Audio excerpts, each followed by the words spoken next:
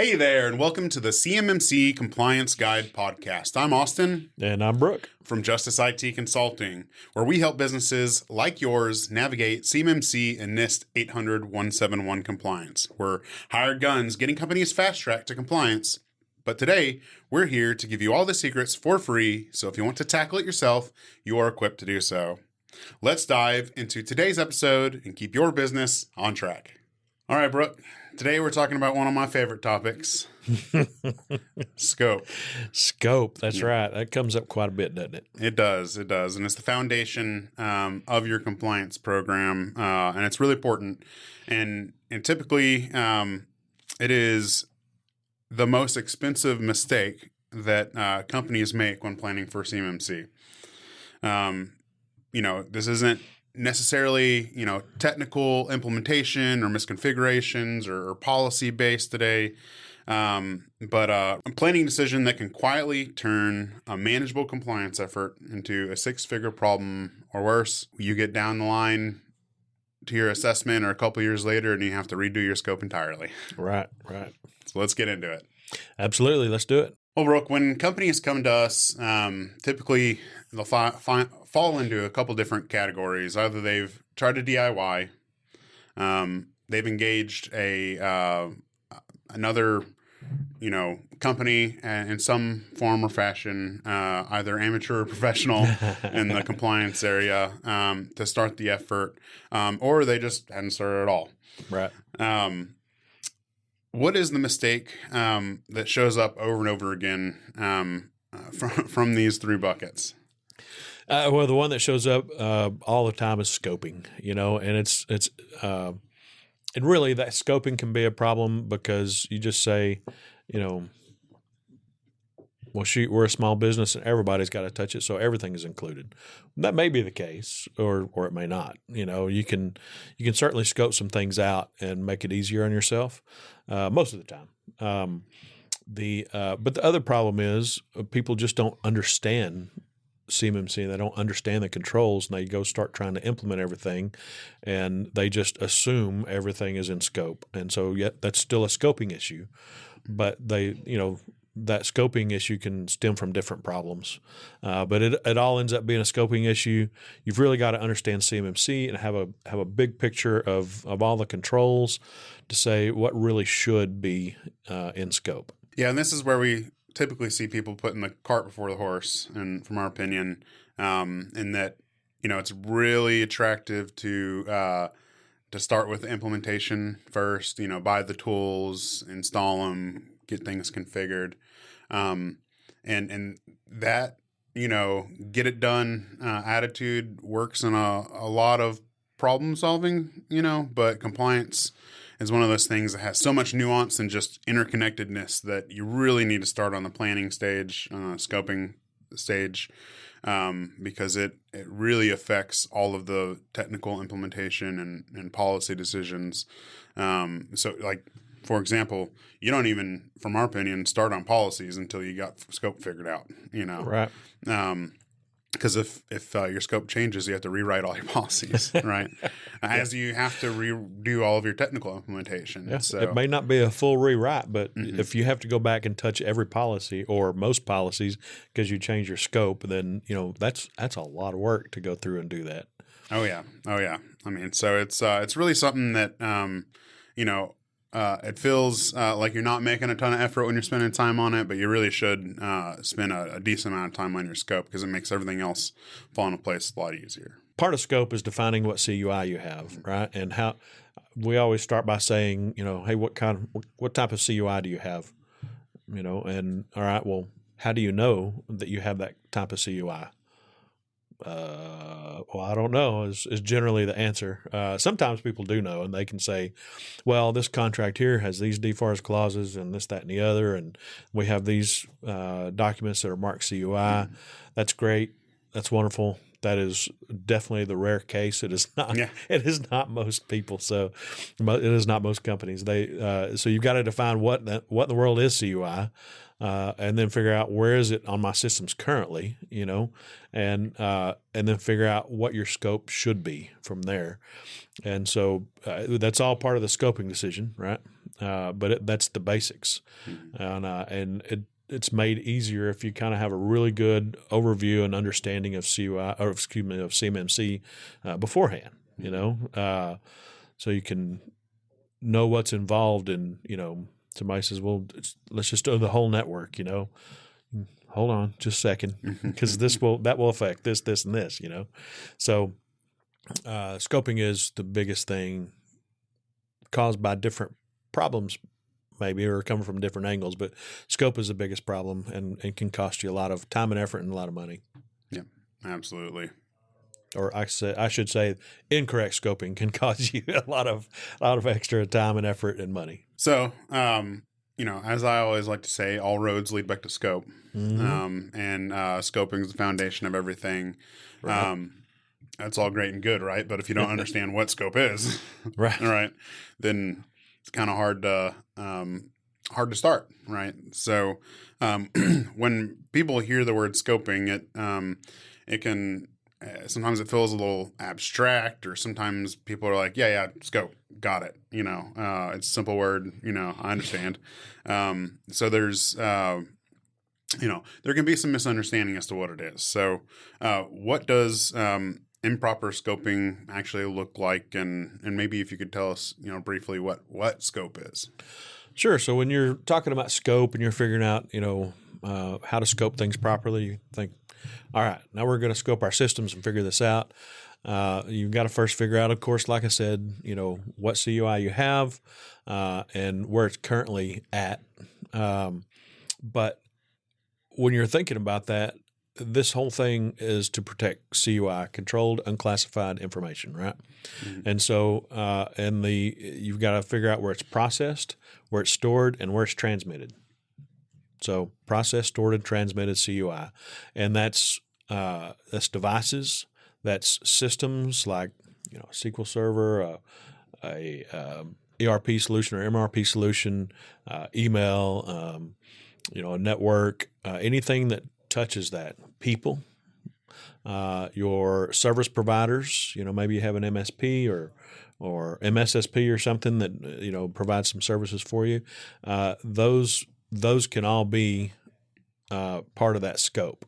So people, devices, systems are all part of that, and you have to take those into account. So folks have a tendency of leaving out and not even thinking about their service providers or their people. And that's a very important part of that. So, do you have meetings where you show CUI, on a Zoom meeting or something, So those are all things you need to take into account. What systems, figure out that CUI, what kind of CUI you have and where is it currently, and what systems, people, and devices process, store, and transmit CUI. That really is the crux of the matter right there. Mm-hmm. Yeah, I like to say, it's really as simple as getting your legal pad, your scratch pad out, and it's really where scope starts, in my opinion. Is it comes from your customer's portal, and then it goes to your downloads folder, and then soon and everything it touches, right? Your downloads folder is now in scope, right? Mm-hmm. Which means the computer's in scope. That's right. And then, may go from your downloads folder to, the estimator, right? And the estimator may, kick it over to programming. And programming, puts it in some G code and puts it on a USB drive and goes to the shop floor. And the guy that carries it, runs the machinist, and plugs it into the CNC machine if it's on a USB. Now the CNC machine's in scope, right? And so, and you just go on with that whole process, and that is scope, and that's where you define scope from, at least where it sits today. Now you can re-engineer that process and change it if you don't like your scope. You can, and a lot of times you do. Absolutely. And a lot of times you do. And you obviously want to do that in a way that's, not hurting the efficiency of the business. So everything's a trade-off. But I remember I was talking with one of our customers kind of on an intake type call where we're doing some consulting, some first conversations, and he's like, "Well, I really think we got everything figured out. I mean, it's everything's in our ERP that has all the controls implemented, and then we don't keep anything on the computers, and then it comes straight from the customer portal." And I was like, "Well, that sounds wonderful. It sounds like you got really figured out. How do you get it into your ERP? There's a cloud ERP." And so, well, we download it and upload it. And it's like, well, your computer's in scope. And his big eyes, he was like, didn't realize, Yeah. And I mean, I completely get that. It's easy to miss that little step, but that's the point of scope and the scoping discussion. Like, because if you miss that critical connection point of the downloads folder on your computer to upload into your compliant ERP, you've just ruined your assessment, because the assessor will notice that. And you have an endpoint that is, processing, storing, or transmitting CUI that's not being controlled, not being taken care of properly, right? Right. Exactly. I heard there's two things there. One, I heard you say compliant ERP. That's pretty funny. Yeah. Well, I was compliant cloud ERP. Yeah. Yes. It wasn't, but I was trying to give him he thought it was. It did. They do have all the controls implemented, but it's not compliant. So there's that. There are a lot of ERP. You have to be very careful when you look at ERP systems, because a lot of them say we are CMMC compliant. But you have to look in to see what CMMC compliance really means to them, and whether you can actually store CUI in there or not.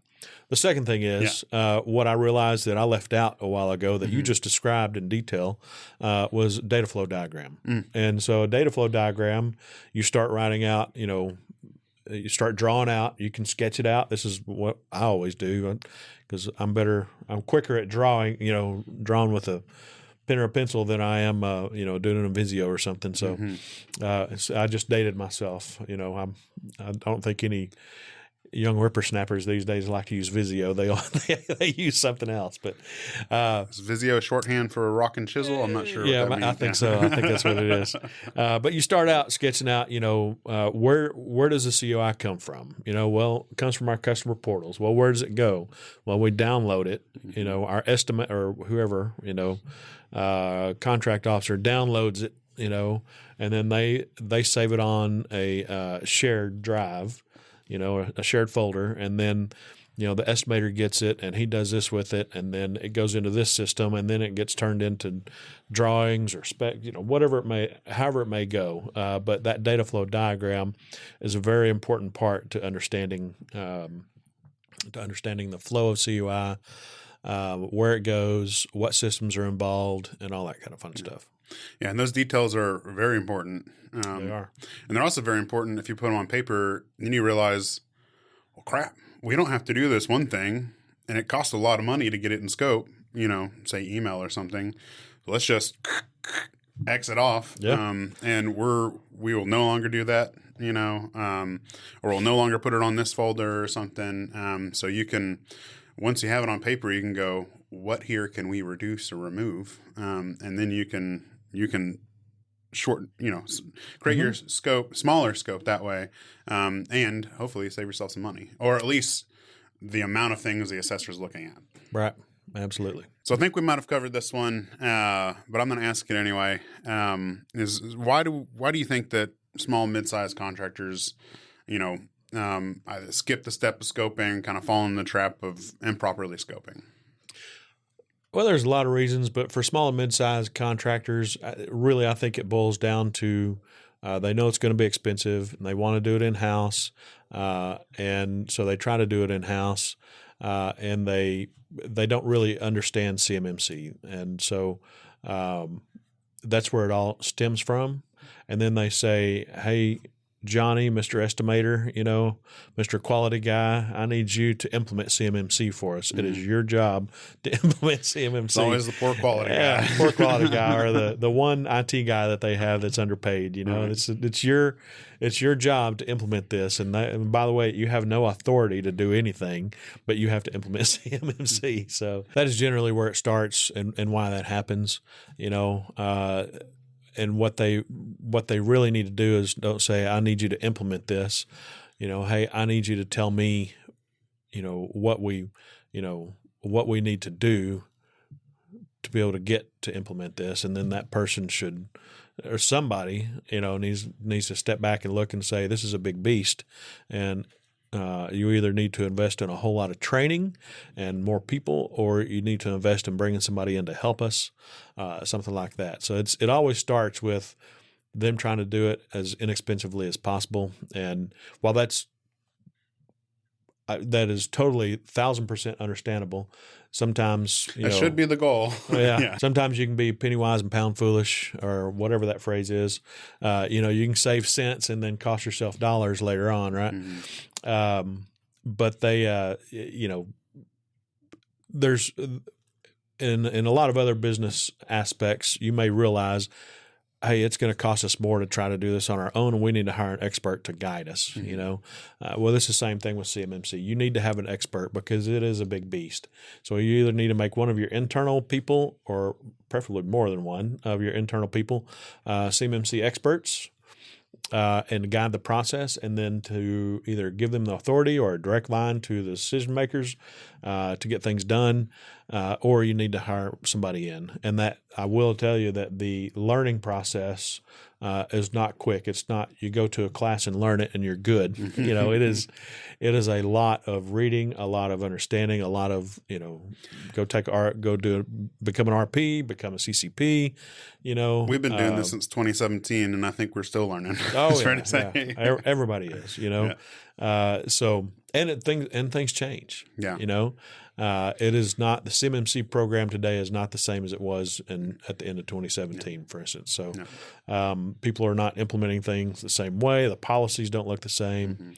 Mm-hmm. You really need an expert to do that. And if you want to do it internally, you absolutely 1,000% have to invest in training your people, sending them to conferences, meeting with people, all that kind of fun stuff. It's not going to be one $3,000 course to become a CCP and hey, they're good. There needs to be a lot of input, a lot of understanding there. So that CCP class is huge and very important. Mm-hmm. RP is a good beginning. Registered practitioner is what that is through the Cyber AB. Mm-hmm. CCP is a CMMC certified professional. So there you go. Try not to throw all the TLAs around, mm-hmm. 3-letter acronyms around, and not describe them. So, but that's really important. If you're going to do it in-house, you really got to train your people up. If you don't want to take the time and the effort to do that, because you'll still have to spend a lot of money after that and a lot of effort and time to implement this. If you want to shortcut that process, get it done quicker, and sometimes maybe even cheaper, bring a professional on, to somebody that already is in that arena to help you out. Mm-hmm. It's a penny wise, pound foolish. Yes. And I think the whole point of that statement and that phrase is that it's not really what something costs; it's about what your dollar buys, right? And it's the effectiveness of that spend, right? Exactly. And so that's why it's kind of a great segue into my next question. You should not be the goal should not, as I said earlier, should be to make everything as cheap as possible. It should be about making everything as cost efficient as possible, or that your dollar goes the furthest. So even if you're spending a good chunk of change, is that that chunk of change is buying something even bigger back, right? So the next question I thought is a good segue is what happens after a company gets scope wrong early on? Oh, yeah. So, you may have invested, thousands of dollars in an enclave solution, and you realize to keep your all your systems out of scope and all that kind of fun stuff, and then you realize later on, oh crap, that enclave solution isn't going to work like I thought it was, mm-hmm. and now there's a lot more of our system that is in scope now. So now you have to bring all that up to standards, right? You may, if you get scope wrong in the beginning, you may spend a whole lot more than you need to securing everything. And again, I'll say that it is bringing everything into scope is definitely a way to go, and can be the best way to go, depending on your business, depending on how much of your business the DOW is, depending on how big your business, depending on a lot of things. All your systems might be in scope, or all but 2 or 3 of your computers may be in scope, for instance, something like that.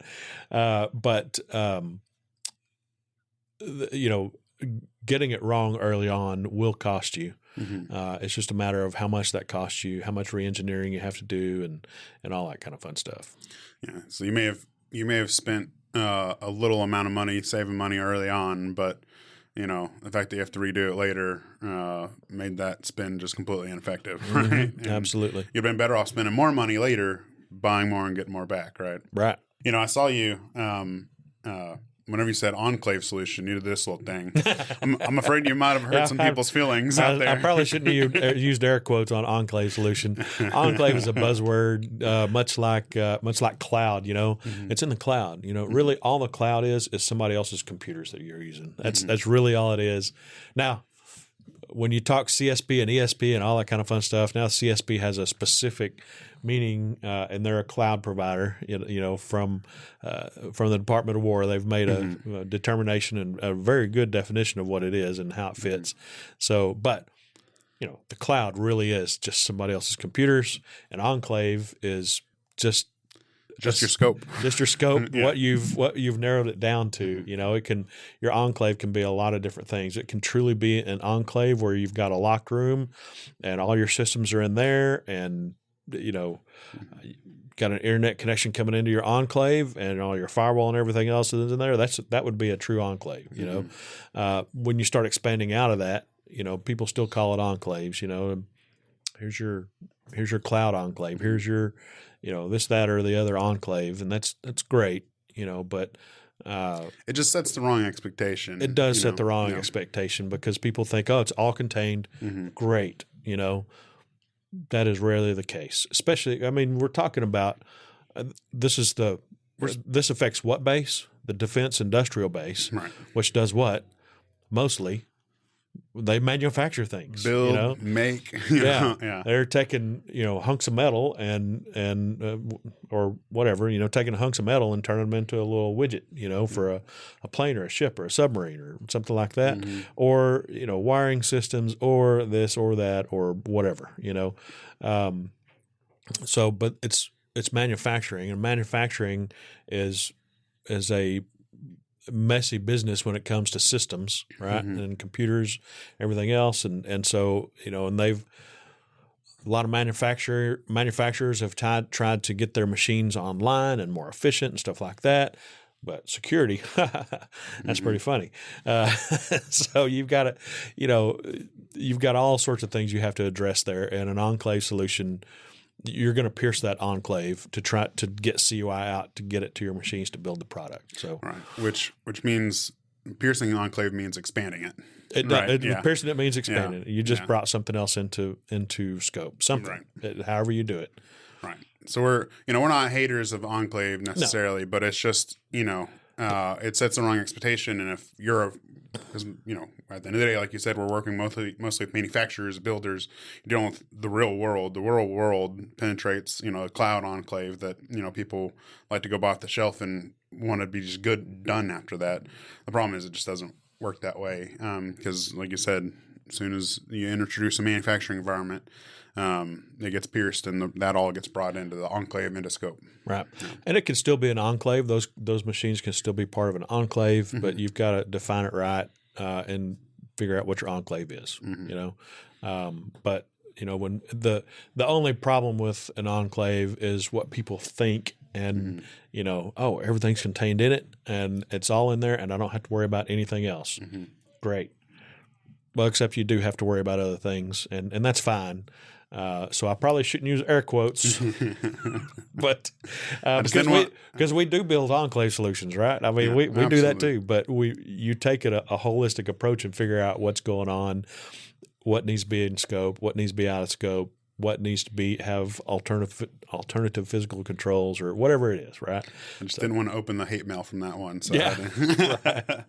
So I think we've spent a fair amount of time examining the pitfalls and the traps that you can fall into around scope, and how we see manufacturers, OSCs, and just the general Department of War and industrial base falls into whenever they're going through the compliance journey and looking at scope.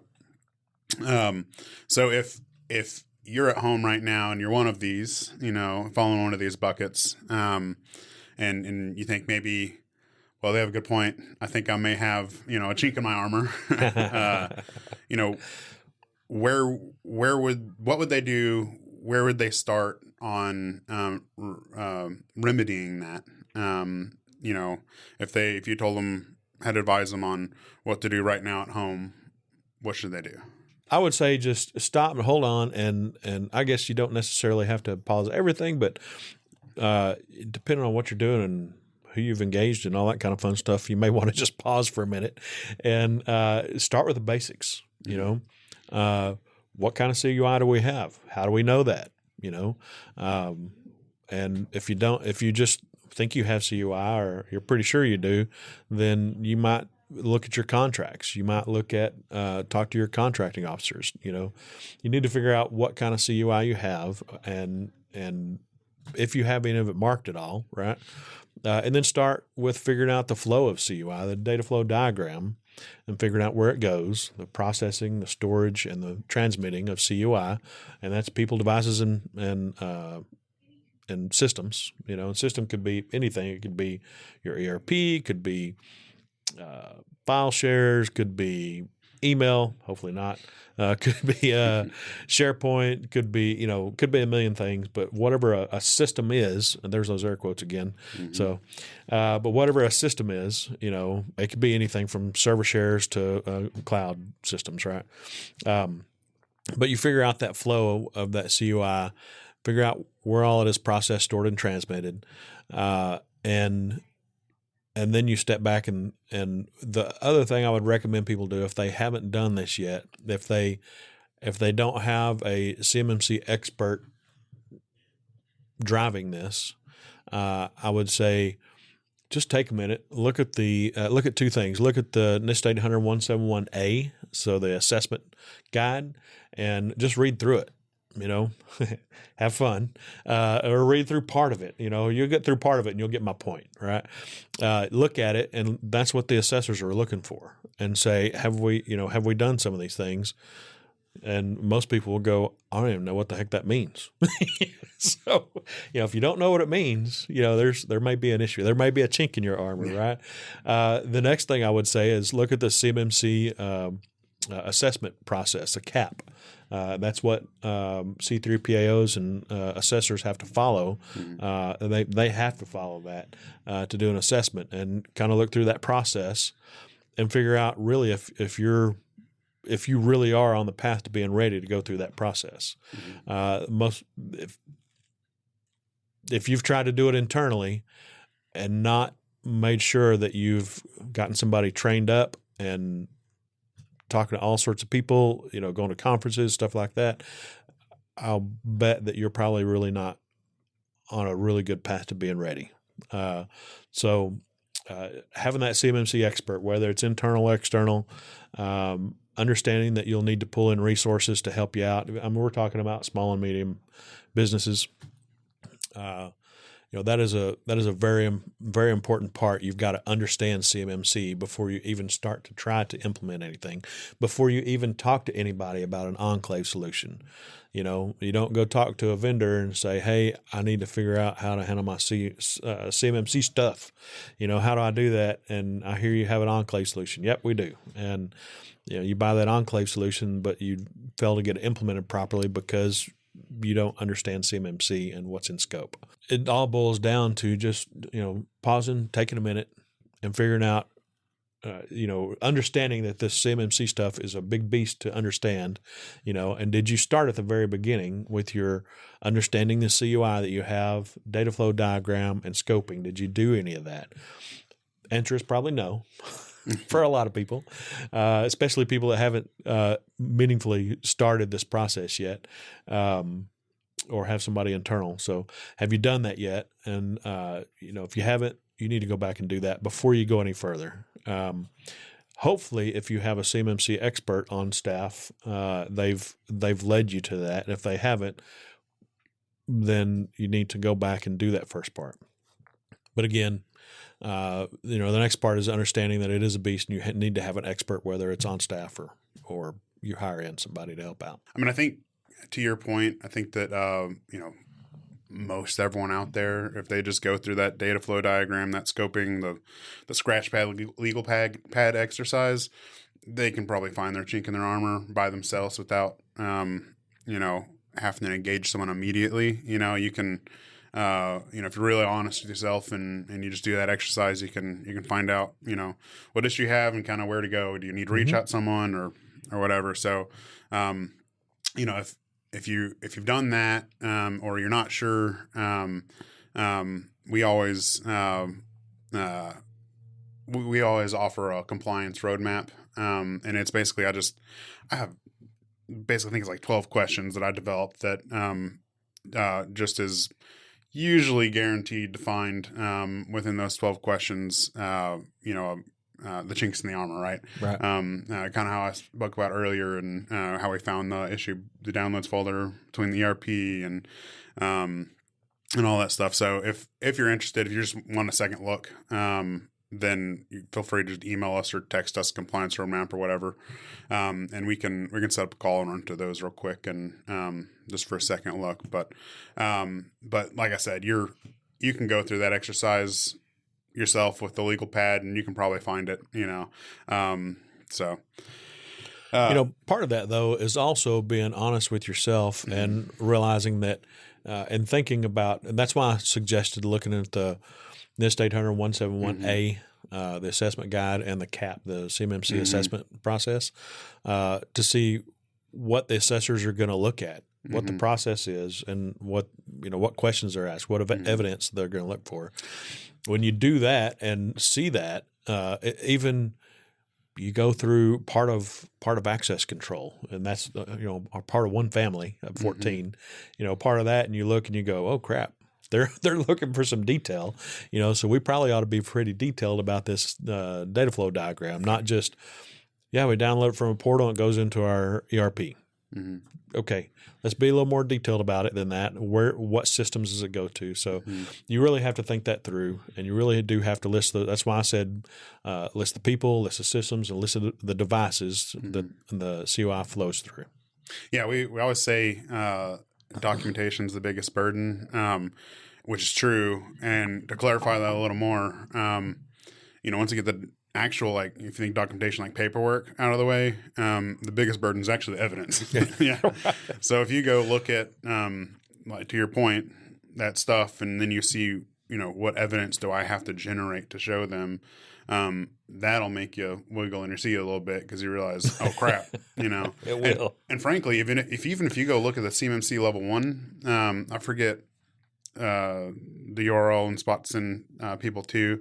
But if you go look at the requirements for a CMMC level 1 self-attestation for evidence, that'll make you wiggle in your seat. It will. Most people are phoning that in, and they are not keeping their evidence for it. They don't keep evidence for it. I can almost guarantee it, because most people say, look, the rest of our network can be, and we do this too. I mean, we say, look, the rest of our network can be level 1, and we'll have an enclave. There's those air quotes again. Sorry. Just offended.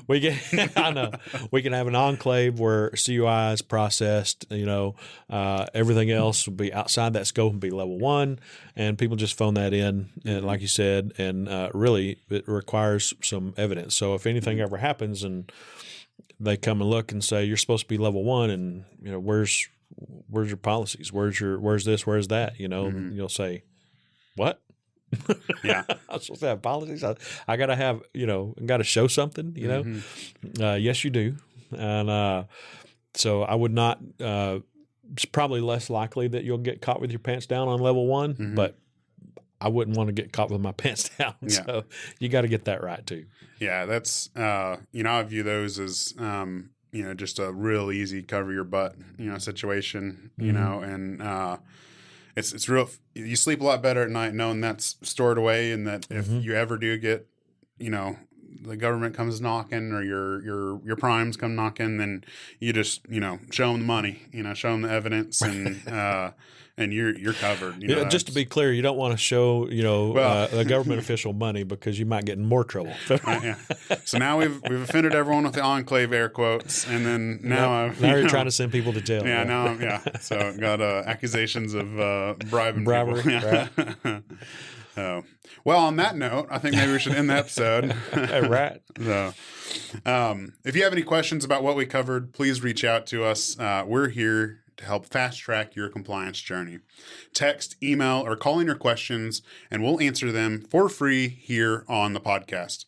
You can find our contact information at cmmccomplianceguide.com. Stay tuned for our next episode. Until then, stay compliant, stay secure, and make sure to subscribe.